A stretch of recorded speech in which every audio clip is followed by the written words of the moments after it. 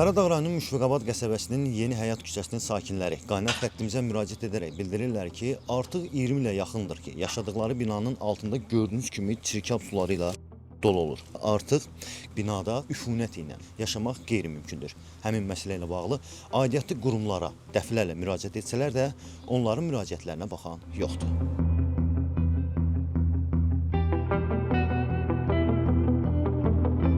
Badvalı su aparır.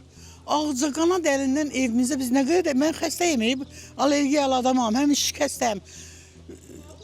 Dərman yandırıq o mənə təsir eləyir. Yandırmısan qapı açılır, örtülür, zorla ağcaqanad girir içəri. Üfunət götürür, bəli oturmaq olmur. Qapı pəncərəni biz aça bilmirik, otura bilmirik, zəhərlənirik. Biz ağıllı başda evimizdə çörək yeyə bilmirik. Hə, baxsan, həm ağcaqanad, həm xəstəlik, həm nə bilim, mumdarçılıq, hər şey. Ha, baxırsan su. Biz tələbimiz odur ki, bizə köməklik eləsin, o padvanın suyunu tutaraq. Uşaqlar düşür, oynayır, hamısı xəstəlikdir. Ağcaqanaddan evdə yatmaq olmur. Dolu deyə, Allah hamd olsun. Çox çətin vəziyyətimiz var. Padvan su ilə doludur.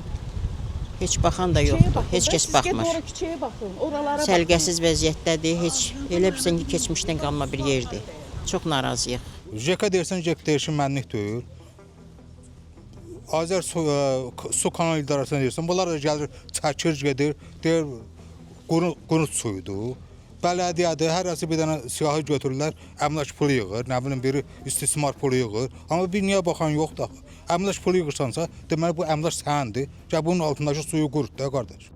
Məsələ ilə bağlı Qaradağ rayon İcra Hakimiyyətinə sorğu ünvanladıq. Qurumdan Azərbaycan Dövlət Su Ehtiyatları Agentliyinə müraciət etməyimiz bildirildi. Azərbaycan Dövlət Su Ehtiyatları Agentliyindən isə deyildi ki, məsələ ilə bağlı Qaradağ Su Kanal İdarəsinə məlumat verilib. Əraziyə briqada cəlb edilərək zirzəmdəki xəttlər yoxlanılacaq. Hər hansı axıntı aşkarlandıqda xətt bərpa edilərək zirzəmdəki suyun kənarlaşdırılması işləri icra olunacaq.